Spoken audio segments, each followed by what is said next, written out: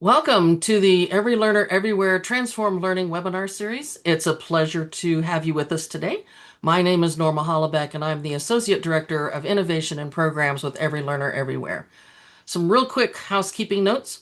We are recording this webinar for those of you who cannot join us today, or those who cannot join us today, I'll get it straight. Throughout the presentation, we do encourage you and welcome you to post your questions in the Q&A, and you're welcome to also have comments posted in the chat. Before I introduce our panel moderator, I'd like to take out just a few minutes to tell you about Every Learner Everywhere and the mission of our network. Every Learner Everywhere is a collaboration of higher education organizations with the expertise in evaluating, implementing, scaling, and measuring the efficacy of education technologies, curriculum and course design strategies, teaching practices, and support services that personalize instruction for students in blended and online learning environments. Every Learner Everywhere is sponsored by the Gates Foundation, and here at Every Learner, our collaborative work to advance access to higher education centers on the transformation of post-secondary teaching and learning. We build capacity in colleges and universities to improve student outcomes with digital learning. Our mission is to partner with institutions to harness digital learning technology and drive innovation in higher education to improve outcomes for every learner. And now to our moderator, Dr. Christine Latulip. She's a visiting associate professor at Linfield University. Throughout her faculty experiences at a public Hispanic serving institution and at a private liberal arts college, Christine has promoted equity and worked to advance inclusive excellence, facilitating learning which applies to and enriches the lives of pre-service and in-service teachers alike. Many students have never known how strong their mathematical skills are because they were never given the permission to share their own strategies and come to their own understanding of mathematical concepts. Christine strives to change that experience, allowing for student success and opening doors to populations who may not have yet recognized themselves as part of higher education communities. Christine? Thank you, Norma. Welcome all to our fourth webinar hosted by Transform Learning. This project is focused on digitally enabled teaching and learning as a mechanism for improving mathematics learning across post-secondary institutions. My role on the project is community manager of the Transform Learning community. The goal of the project, in addition to being a hub for instructional examples, is to engage with the academic community. The recently developed Transform Learning website offers resources and best practices across pedagogy, curriculum, and technology, as well as a growing body of evidence to support the use of technology in the classroom to support learning and improving equity. Digitally enabled evidence-based teaching practices refer to instructional approaches that integrate technology tools and platforms to enhance and support teaching methods that are grounded in empirical research and data-driven insights. These practices leverage technology to collect, analyze, and apply evidence to inform and improve the effectiveness of teaching strategies, ultimately leading to more successful learning outcomes for our students. The 8 DE-EBTs are active learning, where we decrease professor lecture time and increase student participation in learning; assessing and activating prior knowledge, determining what our students already know and integrating their experiences into learning; data-informed instruction, where we adjust our instruction based on real-time student data; formative assessment and practice, deploying a frequent low-stakes way to monitor student learning, which is one that we'll be highlighting today; fostering a sense of belonging through an inclusive learning environment, which has to do with creating safer and more welcoming spaces for learning; instructional transparency, when we share the why and how behind our instructional decisions. Today, we'll also be highlighting metacognition and self-regulated learning, where we help our students learn how to learn. And our 8th DE-EBT is peer collaboration, creating opportunities for students to support each other's learning. When we think of these digitally enabled evidence-based teaching practices, our implementation can take a lot of forms. We can remember to start anywhere. These practices are not sequential. We want to be sure we're taking small steps. We don't have to implement practices in full in order to make positive changes in our teaching and our students' learning. And we need to keep in mind that different practices drive different outcomes. So implementing different practices will help us reach specific teaching and learning goals. To this end, we'll be joined today by a panel of experienced educators to lead our discussion and share insights and strategies for using formative practice to grow metacognitive learners. They will introduce themselves briefly, and if you're more interested, you can read their full bios on our website, which has just been linked in the chat. We'll start with Jessica. Hi, I was not expecting this. So I'm Jessica Bernards. I'm very honored to be here. I'm going to try not to ramble. So I teach math at the University of Oregon as well as Portland Community College. So I'm not far from Christine. I have been teaching for 21 years now, and have done a lot of research on pedagogy and how students learn. My background is in both math and education. So very big into mindset and bringing in study skills. And just like Christine, really wanting to help students see that they can succeed in math and anyone can be a math person is one of my mottos. So I'm really excited to be here and honored. Thank you, Jessica. Derek, to you. Hi, I'm Derek Bruff. I am an associate director at the Center for Teaching Excellence at the University of Virginia. I am a math educator and educational developer. I've worked at a few different places. I was at Vanderbilt University for a while and University of Mississippi. A lot of my work involves helping faculty, particularly STEM faculty, adopt evidence-based teaching practices. And in recent years, a lot of that has dealt with responding to AI as well. So happy to be here.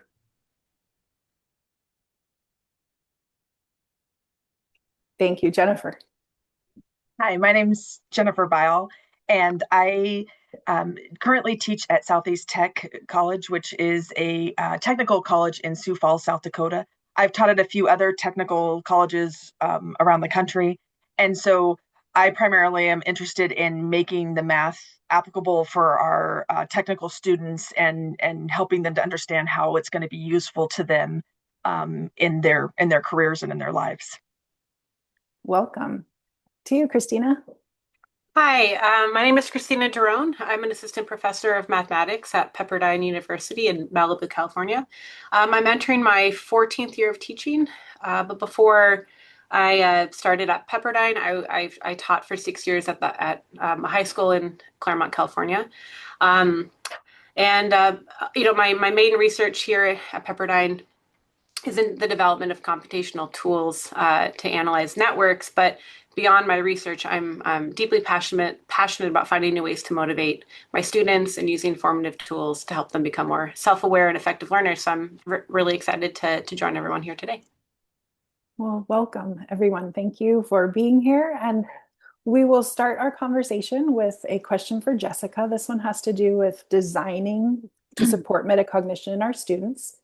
So the question is, how do you intentionally design low stakes, structured learning experiences that make students thinking visible and support building metacognitive habits over time? Yeah, so I think one of the biggest things is really starting from an honest place and realizing that a lot of the times, innately humans, we don't automatically reflect in a lot of productive ways. And sometimes that happens a lot in math. A lot of students end up interpreting struggle as a sign that they're not capable rather than understanding that that's just a part of learning. And especially in math, struggling is where your brain grows. And so really helping them see that happen. And so I don't assume that my students will automatically reflect on their work. I instead build it into the design. So I'll share two specific ways how I do this. So the one is how I structure for my online asynchronous courses, how I structure our labs. And then the second is through explicitly teaching growth mindset and math study skills and intentionally bringing those in to my classes. So first is the labs. So I'm going to give an example from my calculus class. There is a link that you can find kind of the rubric for this and how the directions are at the Every Learner website. But basically, the way that I do these labs is every week they have a lab that's due. And so what these labs are really conceptual questions that can students really get into, like, what does this mean, or what, the heart of the concept that they're learning, not just computation. There will be some computation in there where if there's common misconceptions that students have, I add those in there as well. And so the labs have three parts. So the first part I call draft and discuss. And so this is where they attempt these problems on their own before seeing anyone else's work. And they have to explain their reasoning and show all of their steps, not just give an answer. So then these drafts are basically really low stakes. They're worth 5 points. They're just graded for participation rather than accuracy. So total for the labs is 20 points, but the initial draft is only 5 points. It's just getting in and on time. And then the other part of that is the 5 points is them giving peer reviews. So I intentionally did that because students know that they're expected to try their best.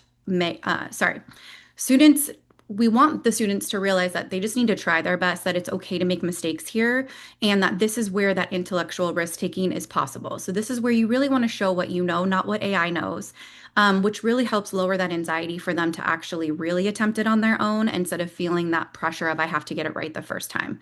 So they'll post their drafts on Friday, and once they've posted, then they're able to see other classmates' responses. And this is posted in the discussion board area in our LMS. And that timing really ensures that they commit to their own thinking first.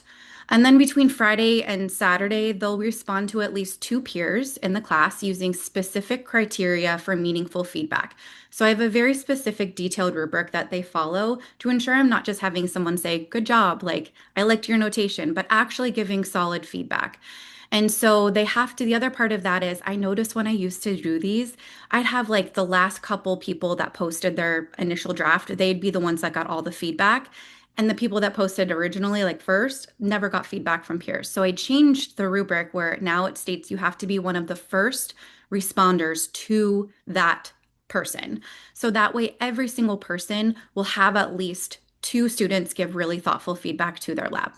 And what this has really allowed in an online asynchronous class is to emulate peer interaction and which has been pretty incredible. So we also teach this class in person and do these labs in person. And the conversations that we're seeing that are happening in our online class in the discussion board area are actually the same conversations that they're having in person, which is really powerful because we don't have a way to have them meet in groups, but now we can do this asynchronously. So they're not just completing these tasks independently, they're actually reading each other's reasoning, comparing approaches, challenging their assumptions, and kind of refining their ideas a lot more together. And then after they get that feedback, students refine their labs. So they're going to look at that feedback, and then they have until Sunday night to refine their labs based on that. And that part of the lab is worth 15 of the 20 points, and that's graded for accuracy. And so they also, part of that is including a reflection, explaining how they incorporated their peer feedback, what they learned, and what changed in their thinking. So the structure is super intentional. They try on their own, they engage with their peers, they revise their thinking, and they reflect on what's changed, and then revise. So because this routine is like every single week, students really start to begin to internalize it, and they will end up planning a lot more carefully in the draft stage because they know their peers will read it.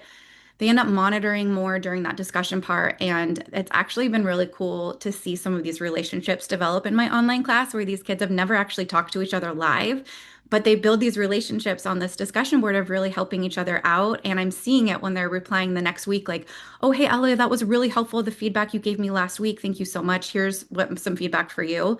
And so now I have students that are actually taking classes together, like future math classes together, and have built these relationships, which is pretty cool.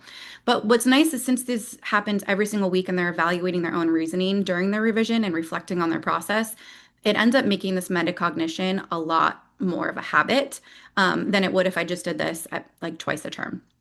And then the second way that I do this is I created this OER study skills program. You can find the link for it. I talk all about it in the Every Learner Everywhere. The link for the YouTube is on there as well. And so what I try to do with that is in that program, just really explicitly teach students, and especially math students, how to manage their learning. So we talk about time blocking, Eisenhower method for time management, so they can prioritize intentionally instead of reacting to deadlines. Test-taking strategies that really focus on analyzing errors and not just memorizing procedures, and then group work strategies so that collaboration is purposeful and productive. But really the most important thing that's in there is growth mindset, and especially in math, because so many students think I'm just not a math person, and my goal is to have them all leave being like, oh, I can be successful. So they learn that ability is not fixed, and that improvement really comes from strategy, feedback, and persistence. So I try to also have that throughout every single video in this series where we end with with you can do it. And then I'm constantly bringing that back in when I'm having them do their reflections on these labs and talk about how they changed and how they improved. So again, that message of you can do it is super intentional because metacognition also requires that confidence and effort and strategy really matters. So the labs are like the structure and low stakes practice, and then the study skills really helps with mindset and tools. And together they really create a system where online and in-person students are not just learning the math, but they're learning how to think about learning. Wow, what a thorough structure to that. Thank Sorry, that was you. a lot. No, it's so interesting. There was a question though about the classes of the online, the Yeah. sizes, I'm sorry, the sizes of the online Oh, yeah. classes that you're making this work in. Yeah. So I'm really fortunate where we have our class sizes are between 25 and 30. But this could easily be done in a much larger class. You just have, so most of the LMS systems now you can do discussions in groups. So you can manage it where like you've got 20 students in each group. So that way it's a lot more manageable for them to go through and see those things. So is what I would absolutely recommend if you have more than 30 students is to just use that group feature in your LMS, and that way the discussion boards don't blow up and they don't have 8 million posts to read. All right. Thank you. Do other panelists have something to add to that? Maybe an example they're using to support students' metacognition, or a comment that Jessica's got you thinking about?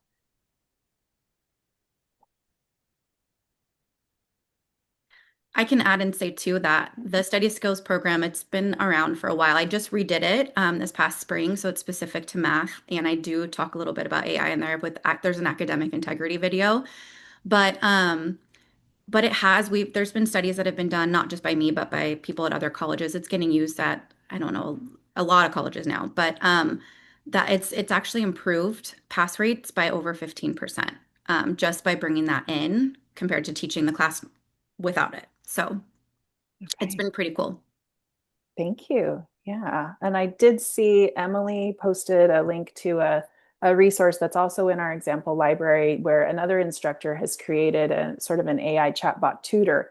And there are elements of AI literacy in that example as well. So That's mine. I'll another talk resource. Is about that one yours too? it's Okay. mine. Yeah, I'll talk Okay. about that in the next question that I'm in charge of. So Okay. yeah, that one was a Great. little early. We'll get Great. there. That's okay. I think there is an additional example too. So that'll be fun to compare. Okay, so we're going to move to Derek now for our second question about formative practice and how it might reveal our students' thinking. So I'm curious to know about what is one digitally enabled formative strategy that you use, and some examples might be polls or quick writes or draft reviews, discussion tools like Jessica's already described. So there's a variety of these formative strategies, but I'm curious about one that you use that reliably surfaces how students are thinking, not just what they got right or wrong, but how they're thinking about the concept or the content. Yeah, so a quick follow-up to Jessica's comment. I had Marianne Winklemus on my podcast a while back. She heads up the Transparency and Learning and Teaching Project. And she said something that's really stuck with me, that even our well-prepared college students may come in with a lot of kind of generic study skills and study strategies, but they may not know how to study well in our disciplines. And so I love the intentional teaching of that, right? What does it look like to learn math? What are the habits that you need for that? So I think that's an important thing to think about. In terms of kind of digitally enhanced tool, long time ago, I wrote a book on teaching with classroom response systems. I was known as the clickers guy for a little bit. So I'm going to have to lean into classroom polling as my example here. This is my go-to in any kind of synchronous class setting, whether it's on-site or online, as a way to hear from a lot of my students, right? One of the challenges is a lot of methods of hearing from students, you only get to hear from a relative handful in a 1 hour class. But with polling, I can invite and encourage all of my students to respond to a question about the course material.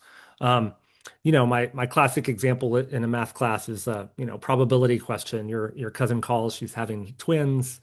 You know that she's not having identical twins. Is it more likely that she has twin boys, twin girls, or one of each?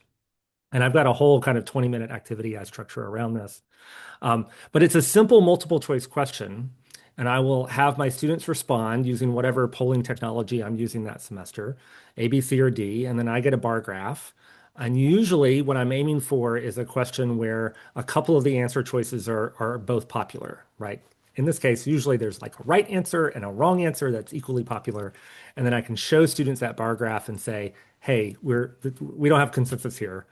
Then I'll have them turn to their neighbor and talk, right? Or some other structure where they get to kind of engage with that question a little bit more, have a second vote. And then at some point, I'll kind of walk them through the right explanation. But what I love about this structure is it's simple to implement. It handles large classes really well. You get to invite and encourage all students to contribute. The structure you build around the question is often where you get to hear students reasoning for different answers and how they're thinking. And so some of that happens in a small group, some of that happens in the full class. So I think that's an important part of it. You can't just ask the question and move on, but you want to build some interaction around this where you get to hear from students. A lot of students are hesitant to share their reasoning if you just kind of cold call them, but the structure kind of gives them a little confidence. They've vetted it with a peer. They've had time to think about it. The one downside of a multiple choice question is that you kind of have to predict where they might go wrong. And so sometimes you can do that, sometimes you can't. But that's where the reasoning comes out. I will say, since I wrote that book a long time ago, the polling technology has improved a lot. And so we're not limited to multiple choice questions anymore. I'm a big fan of clickable image questions where you show students a graph or an image of some sort and you ask them to highlight some part of it. And then you get a little heat map kind of showing where the most students respond. That's still pretty easy to implement. Like you could give them, I had a colleague who showed a diagram of a heart and said, where is the deoxygenated blood, right? Or I give them a graph of a function and say, where does it change concavity? Those are not fully open-ended, right? They're clicking on an image, so it's a little bit contained. It's really easy to respond in the moment to a question like that based on how students respond, but it's more open-ended than multiple choice. And so it allows for a little more surprise in terms of what students say. And then lately, some of the polling tools have added some AI to their free response questions. So you can ask fully open-ended text-based questions, and the AI will kind of look at it and identify themes for you. Previously, if I had more than 15 students, it would be hard to ask an open-ended question like that because I just can't process it in time. But now we're getting a little AI help from that. So lots of ways to use polling. I also like it that you can kind of start small and then start to kind of play around with the different formats and tools over time and kind of add to your toolbox as you go. Yeah. I'm curious to know, I think there's so much value in wrong answers. And you did mention that you need to be able to predict where students might go wrong for a good multiple choice question. And I'm wondering how long it's taken you to sort of build up some of those predictions, or what's the resource for someone who doesn't have that kind of time? So I am a big fan of having some type of pre-class assignment where I ask students some open-ended questions. And so often that will help me develop the multiple choice questions in class. I will ask an open-ended question on the pre-class, like they've done some reading or watch a video, and I ask them, what's the best example of this or whatever.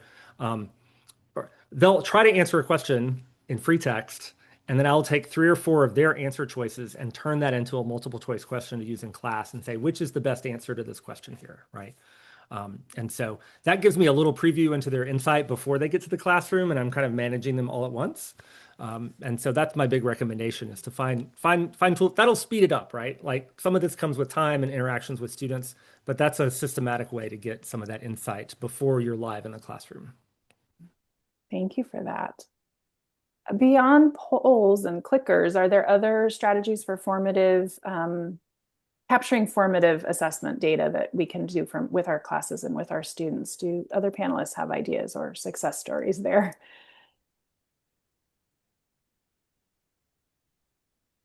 Okay. I have one more favorite. Oh, yeah, please I'd do. love to share. This started out on Twitter and it has moved to other technologies now, but there's a biology professor at the University of Connecticut, Margaret Rebega, and she teaches an ornithology course. It's a course about birds. And she had this assignment, she used to call it #BirdClass. And the basic idea is that students are asked as they go about their lives to watch for birds and then post about the birds that they see. Where are they? What do they see? And they have to connect it to course material in some fashion. And she does this for a couple of reasons. One is to help students realize that even the birds in like suburban Connecticut are interesting, right? You don't have to go to Africa or Asia to see interesting birds. But it also gives them routine practice at applying course material in a way that's visible to her and to their peers. It feels it's not a completely authentic use of social media, but it's a little more authentic than like a discussion board post, right? And it connects to their daily lives. And then she can look at these and kind of see what trends and patterns she sees in their thinking. I've heard of other faculty who do similar types of observational posting like that, pre-service teachers who are observing classrooms, or civil engineering students who are looking at the built environment. So the tool can vary, but I think that kind of it gives you kind of a little quick glimpse into how students are applying the concepts of the class. And you can kind of thread that throughout an entire semester. That works also really well for an asynchronous online class too. Yeah. I'd like to add that, I'm sorry, Jessica, go ahead. Sorry, you had your hand up. Go ahead. No. I've talked already. Go ahead. I'll talk. So I use an online homework platform for my calculus courses and linear algebra, and I'm going to transition it to probability and some other courses as well. But in my courses online, I build in free response questions. A lot of the time, the questions that the students get are are you right or are you wrong in your final answer? And the way that I have my homework is I allow them to check their work many times. So when they complete the problem, they can submit it or question by question, or at the very end, and it will give them this instantaneous feedback of, did I get the question correct? And we can have a conversation about, is that teaching them to chase the points on it, or are they really?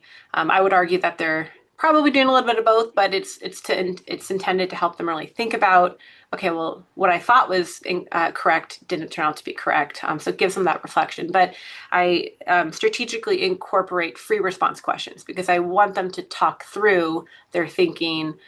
It's with me, but hopefully they're collaborating with others. So I'm trying to encourage that discussion that they're having. But they can get that instantaneous feedback to see, hey, am I on the right track? And then I'm able to get them to dig a little bit further than just the superficial level by asking them some deeper questions to consider. And my other courses, I'm also incorporating some like journal reflection questions, because I really think it's important to get them to not just know how to do the math and to get to the final answer correctly, but to understand why am I taking the steps that I'm taking to get there. I found this semester I've definitely done I started to incorporate the journal type reflective questions in each assignment, and it's been insightful. It helps me get immediate feedback too on how my curriculum is going, so I can make some changes in the moment, or the next time I teach a course, but to just see how the concepts have been hitting with them. So Jessica, I'll turn it over to you. Okay. I was just going to say I have a couple of things, like three things kind of hit my mind. So actually, Christine, as you were talking, I'm very similar. So one of the things, the way we've set up our async online classes is it's kind of like, I call it like the training wheels start at the start. So like for their homework assignments, they get 3 tries on each question. And then that way it's not, they can just keep on doing it until they finally guess the right answer. But that way they have to like reach out if they still can't. And then on the quizzes, so we have quizzes and then we have exams. So exams, they get 1 try and you're done, which I know some people don't like. But for the quizzes, what I do is they can get 2 attempts. And it's different version each time. Thank goodness for algorithmically generated online homework, but similar questions. And so what they do is they'll take their first quiz and they have to, if they want to take it again, in their work page, because they'll upload their work page to our online system so that I also grade on their steps and notation, not just right answers, but and can give some partial credit. But they have to reflect on what they learned from the first attempt, what they're going to do differently on the second attempt, what they're going to study, and then they retake the second attempt.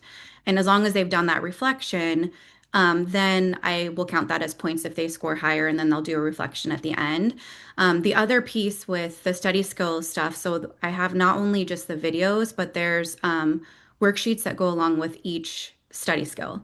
And so within each worksheet, the students, and so you can put those, if you're teaching asynchronously, it's a really easy discussion board, but they are reflecting on, so they learn a topic, they have to reflect on their top 3 takeaways, and then they have to set a goal, so a SMART goal. So they'll look at what they learned in that video, if it was over, time management or whatever, they'll create a SMART goal for it, and then they'll do 3 ways that tasks that they're going to do that week to hit that goal. And then they have to come back at the end of the week and reflect on how that went and if they're going to make any changes in the future. And then there's always a growth mindset reflection question, like what is something you struggled with this week, whether it's in math or in life, and then what are some changes that you're going to make to help improve that situation or persevere through that situation. So things like that in there, which I think, again, if you start doing those on a regular basis, like Christina's doing all the time in her assignments, it starts to get them to start thinking that way. And then the last thing I was going to say that Derek brought to my mind with like clickers. So in an async class, it's harder to do polling like that. However, one thing you said that I was like, oh, this is brilliant. So like talking about the graph concavity and seeing the points. So I don't know if you guys use, now it's Amplify, but Desmo's Activity Builder is what I used to use and I still use. And so within it, you can have, the students will answer it. There's even the graphing. So in my pre-calculus class, I'd have them graph the rational functions. And then what's really cool is on the teacher dashboard, you'll see all of their answers and you can overlay them. So you'll see if like, okay, so most people are here, but oh, there's some people that are doing it here. Let's talk about this as a class.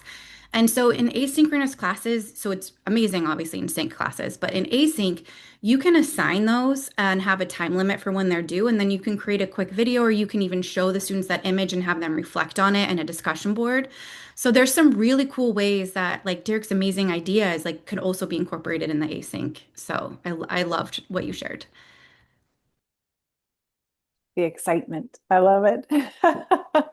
Thank you for these great examples. I'm hearing a lot about building in structures and modeling reflective question asking and answering for our students.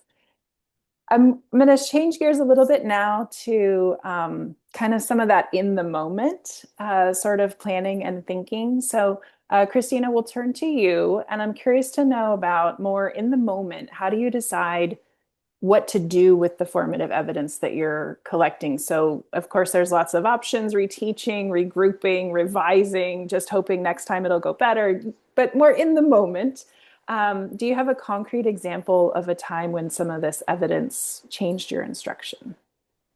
Yeah, I think this is a great question. And I've had to think about my response over the last few days, but I would say that in my experience, deciding how to respond to that formative evidence, whether you're going to reteach, like you mentioned, extend, regroup, so forth. For me personally, I think it actually starts before the first day of my class. Right before the semester begins, because I approach the in the moments more as a tiered response. But it's only worked for me successfully because I've intentionally built in the opportunity to pivot into my curriculum. And I will preface this by saying, I'm in my 14th year of teaching. This was not the structure I had on day one. When I started teaching, I knew I was told the curriculum, you need to cover section 1, section 2, what have you. And I felt what that meant was I needed to cover every possible word, every possible concept that is detailed in this textbook, in this section.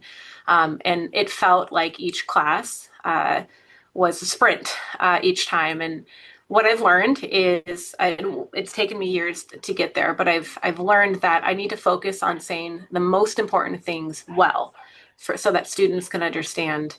I want them to understand more than just a superficial level. I want them to understand a good number of things rather than trying to cover every possible detail, right? And so because of that, I intentionally, I would say, underschedule my curriculum.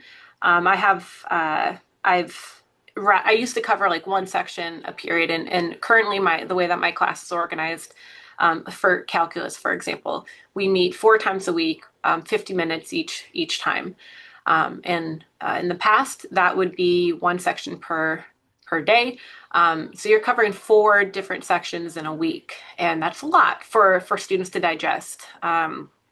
And so when I underschedule, what I've done is I'm still covering sections that I deem important and that meet the student learning objectives and our curriculum goals for our math program. But now I'm slowing it down. So I'm covering one section over 2 periods on average. And so under scheduling my curriculum has actually given me the gift of time. And so if I have evidence that's telling me, hey, we need to pause as a class, as a group, then I'm not feeling this pressure that I need to keep pace because I have to cover X, Y, and Z. And so there are 3, I would say, signals that I look for, and I would say a lot of us probably do all of these and then some. But the first thing I look at are what I would consider the micro signals. I'm looking at the vibe check of the room. These are these nonverbal cues, right? I'm looking at my students' expressions. Are they blank? Are they paying attention? Are they nodding just to nod and to get me to move on to the next topic?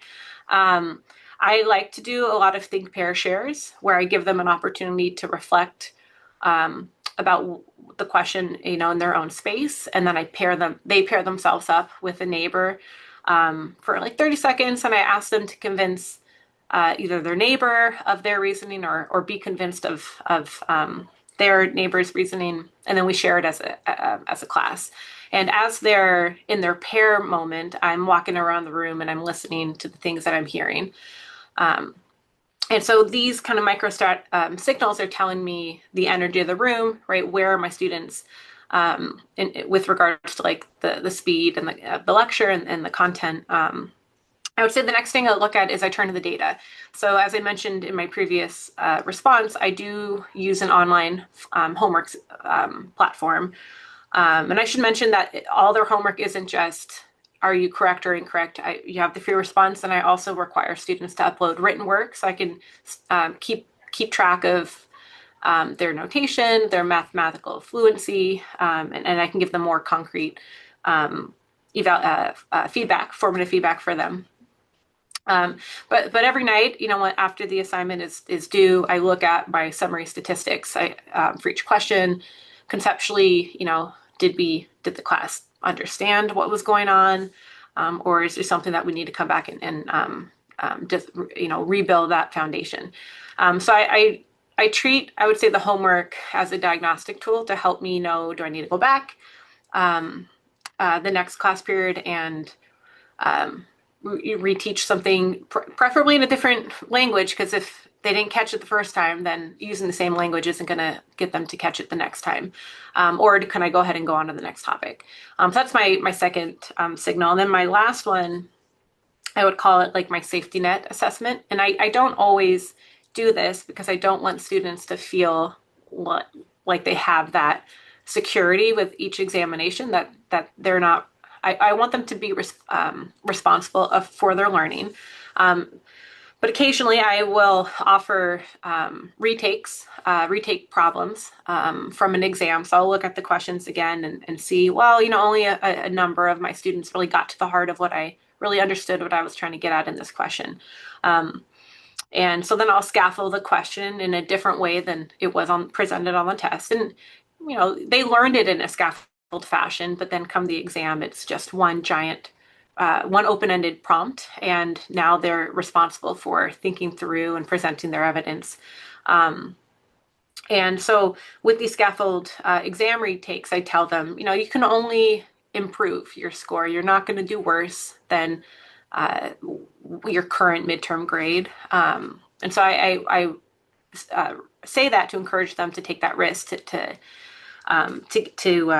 try the retakes to improve their understanding. Because I want to remove the threat of failure and shift the focus towards that metacognition, right? I want to allow them to be reflective about what they missed rather than be reactive to a letter grade that they got on the exam. And so to give an example, just a few days ago, I had returned linear algebra exams to my class. Well, they haven't seen they got the numerical breakdown. And I had said some comments about some missteps that I saw on the work, and they did receive a scaffold retake set of problems. But I had a student come in to office hours, and they were confused about a particular concept in linear algebra called the standard basis matrix. And what I had seen on the exam, many students made this fundamental error that they assumed that the standard basis matrix in its construction was that the columns of this matrix were just these arbitrary input vectors, for the linear transformations. And I digress. I'm getting more into the theory, but the takeaway was there was this misstep right across the board of my class. So, he was inquiring about, well, how can I derive this matrix if I just had this information? And that wasn't really what I wanted them to take away on the problem, but I felt it was a great conversation to have. So, since I had built in this buffer time into my curriculum, I spent the first 20 minutes of my class, I think on Tuesday, just explaining, right? Okay, well, here is the prompt. I know we were all really excited to try to get this matrix, so let's see how we can get it from here. And they soon learned that you could do it, but it was more work than one needed to take to get to the problem. But it was another way to think through the problem, right? And I do want to encourage them to think of other solutions. So I didn't have that planned into my lesson plan for the day, but I thought it was a very valuable conversation to have. And, I didn't quite get to where I wanted, but that's fine. We'll adapt and adjust. And I think if there's one primary advice that I would give, it's to give yourself the permission to do less. So that you actually have the space to do more when the evidence is saying, yeah, we got to do that now. Thank you for that. Thank you. There is a question in the chat about how do you strategically do less? So when you're having that upfront planning moment, maybe you're not completely cutting content in half, but how do you decide what to prioritize? Do you have clear learning outcomes in your department, or what guided you to do less sort of structure from the start? I think it was a lot of, first of all, a very good question. I don't want to say there's one answer to it. I think for me, it was a lot of, let's try this, and a lot of revision. So my calculus notes, for example, I think I'm on the 5th version of these notes, where I have just, every time I teach a section, I make a note of, okay, I was able to stop here in this time, and students didn't really understand this. And over time, I like to teach a course 3 times with the set of notes so that I can really get a feel of the content and what students are receptive to and what they're really hitting. And it's usually in a year and a half, right? I'll have taught the course 3 times. And so from my notes, I can see, okay, well, I never had time to cover this. And was this actually really an integral part of their understanding? If I were to remove it, right, that gives me more time, but is it critical to be in there? And if I feel like it does need to be in there, then I have to go back and think, okay, well, can I restructure the examples? Can I get to the heart? And what I had found early on was that my examples were way too complicated right off the jump. And so when the students I don't like to lecture. I like to say we're having a conversation together with my class. So we'll do the example problems collectively. But I like to start with like an easy one where we can all do it together, and then we build up to a medium. And I just found I got to really focus on what the examples are and make sure that they're touching the heart of the concept. It's as a mathematician, we love fun, learning how E is defined, right? But is that really important for them to know in this lesson on limits necessarily? So I would say it just took a couple years of seeing how my students how the content was falling, and then being open to revising the notes, because it does take a lot of work to do that. And I think if we want students to really understand what's going on, we have to be willing to put in the time and the effort to say, nope, I did not, I fell short here. So what can I do to help my students be more successful? And that oftentimes will take a lot of time to revise. So I would say it's reflection and, I looked at the exams that I was giving, what I was testing didn't always match up with, why am I including some of the things if I'm not going to have them be tested on it? So I would pull things serious in conversations with my colleagues who had taught the class before to see, what were you guys focusing on? So just being willing and open to making revisions, but it takes time. But I also say give yourself grace because we can't do it all in one day. And so just being open to being willing to modify, I think, is a great first step. Yeah, thank you very much. Yeah, that self-reflection coupled with some of the chat was saying also talking with colleagues before and after, making it be a little bit holistic so that then we can have that flexibility in the moment. Thank you. I'm going to shift to Jennifer now. Thinking about, I think Derek already mentioned something about the skills that our students bring that might not align with college skills. Perhaps they might have different strategies from the past. And so this next question has to do with adaptations that you've made to routines, metacognitive, formative routines that can support students who are new to college level expectations, perhaps navigating belonging and confidence barriers, maybe juggling more outside responsibilities than we recognize, doing these things without lowering the rigor of your courses. So I'm curious about examples you might have there. Thanks. Yeah, I'm going to talk specifically. There's one example that I have that I'm going to talk about, and this is in the library. There's lots of good stuff in the library too, by the way. So lots of good things in there. And so this started I teach it's a transferable level math class. It's a lot of our nursing students take it. A lot of our we have a lot of dual credit actually taking it also. And I found that when I took over the class, a lot of them were coming in not quite, just again, kind of not quite ready to go. And so I started doing this exercise that I call the first five.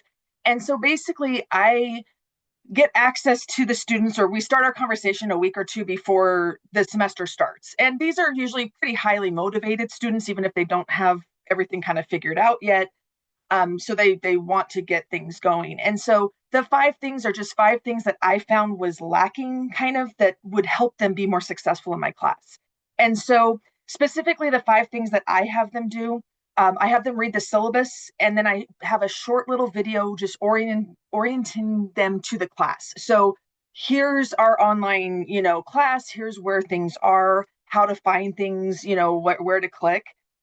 Just, so they can see how to get to where they need to get in the class. Here's your assignments, just things that I think a lot of times we assume students know, but they don't always. And so it just kind of helps get them up to that level, the same level that everyone's always, we're all starting at the same point.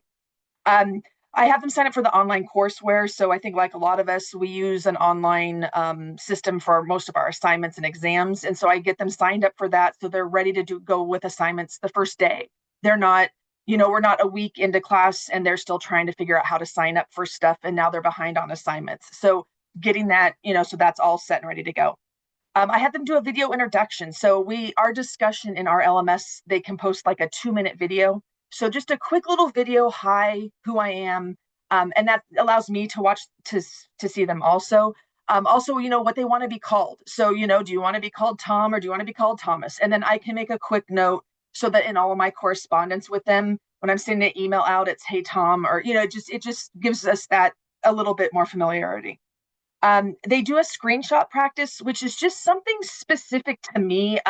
It's easier for me to help them for LMS or the assignments they do. They're not, I can't see it while they're working on it. So if they can screenshot the problem they're working on, I can help them with it. So screenshot email.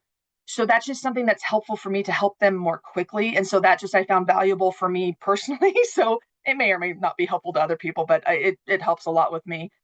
So I have them do that. And then the fifth thing is they have to email me that they've done the other 4 things, and then they have to schedule a meeting with me. And it's a 5-minute online, like we are here. So kind of just face-to-face. We use Teams in our school, but whatever system you have. And it's just a real quick, hi, how you doing? So we see someone face-to-face. And in that meeting, I've watched their introduction. I kind of already have a sense a little bit kind of about them. And so if in their introduction, they've talked about how, they have kids and are working, and I can kind of use that as a bridge to start talking about, so how are you going to manage your time this semester? We can kind of bring other things into that. But then they also know me and have talked to me, they've seen me. And I just find that is really helped. And I have had a lot of students reach out to me even after the fact of, just first week of school, this is going on in my other class, or I haven't heard from financial aid, or I have, and so I also present myself as, you can always communicate with me, and, I know people. And so, I can find you help if you need help, and we can make sure that you're going to be successful with this. So again, the 5 things they don't have to be the 5 things I do. It could be whatever you find helpful for your situation. But I just have found that has made the introduction smoother, and it's made just the progression. I have a lot of students starting a lot more stronger than they were in the past, where again, it's not a week into the class and they're still trying to figure out their footing. We kind of get off and running right away. So yeah. Thank you very much. Mhm. Yeah, again, modeling the behaviors we want our students to be practicing, providing them those tools, yeah, to get them a good start there. I know we've heard the term points chasing already today, and I'm wondering if one of our panelists might have an example about helping our students shift from that points chasing reflection. So often we incentivize, and I've heard examples of that, 5 points for something. But if anyone's had a quick success story about sort of making that reflection become learning focused, making participation in those 5 steps be, I know this is good for me in my learning. Jessica, do you want to say something real quickly about that one? Yeah, I was gonna say, so the AI chatbot, Emily, now's the time to put that one in the link. Is so you guys have the directions now for it and on every learner everywhere, but we all know they're using it. And so I wanted to try to find a way to help students learn how to use it to help their learning and enhance it versus doing the learning for them, and the thinking for them, because we know that's not good. So what I did is I created, and it sounds really like scary when I'm like, oh, I have them create an AI chatbot. You're like, it sounds overwhelming when you hear that, but it's really just a prompt you put into AI and it creates the AI. The AI ends up becoming a tutor at that point to them. And so you're giving it the guardrails. So basically it has students go into, so at my school, we have access to Gemini through their email address. So it's like the safe version of it where it doesn't collect their data, but whatever your college has, or you can do it for any of them. All of the AIs have this really cool tool in them that's like in Gemini, it's called guided learning tool, and like ChatGPT, Copilot, Claude, it's called study and learn. But with this one prompt, it'll put you in all those tools for whichever AI you're using. And so what it does is I ask them to, the prompt basically has like a couple parts. So first they go in and they tell the AI, go in, I need you to, so I'm just going to use my calculus class. So use substitution is sometimes they screw it up, especially when they have integration, they have bounds.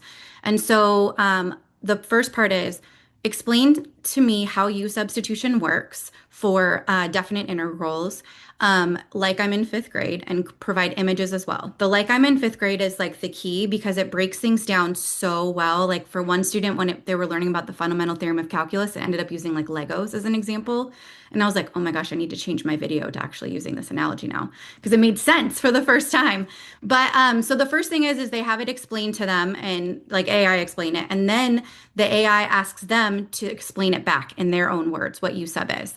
And then the AI tells them, like actually like says, did you do a good job or did you not? Were you missing anything? So it goes through and it critiques their response to ensure that students have the full understanding. We know when a student has to put something in their own words, it gets into the longer term memory. Then the next part of it is that students go through and will ask it has the AI give them 4 practice questions, and it tells the AI, do not give me the answers to them, vary it in difficulty, have me give you the answer. If I get it wrong, prompt me to figure out where I made my mistake. And so it's really great. And then give me a similar question. So they'll go through and they'll ask the AI, the AI will give them a question. If they get it right, great, they get the next question.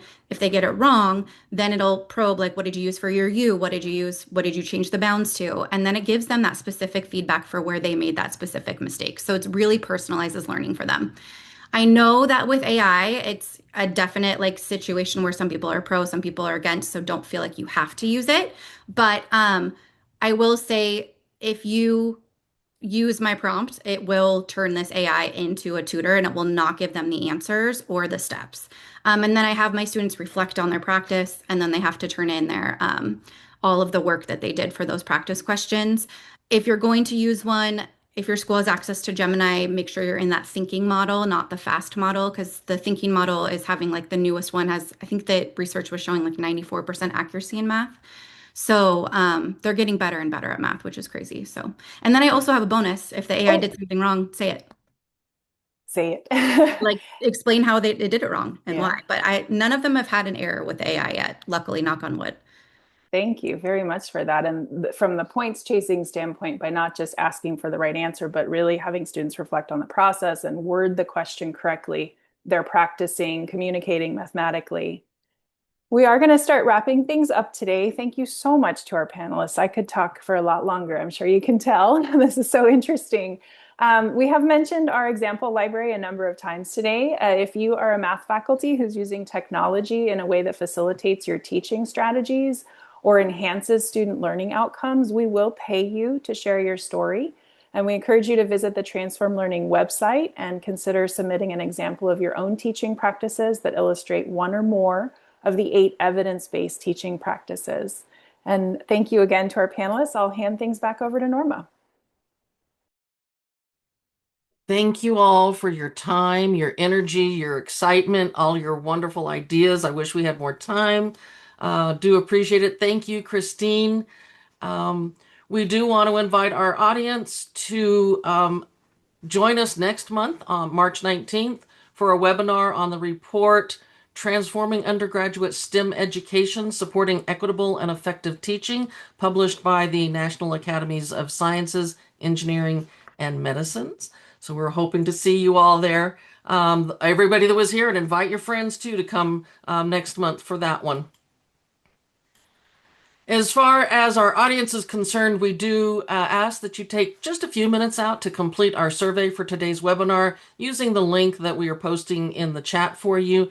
If you have something else going on right away, that's okay. We will be sending the link to you in an email in a couple of days after the webinar as a follow through, as well as the link to the recording to this. So I want to thank our panelists. I want to thank Christine for moderating. I want to thank my background crew that you don't see, but you do see their names, Emily and Patty, for posting all the links and keeping up with everything. I want to thank our audience for taking time out, and we hope to see you again next month.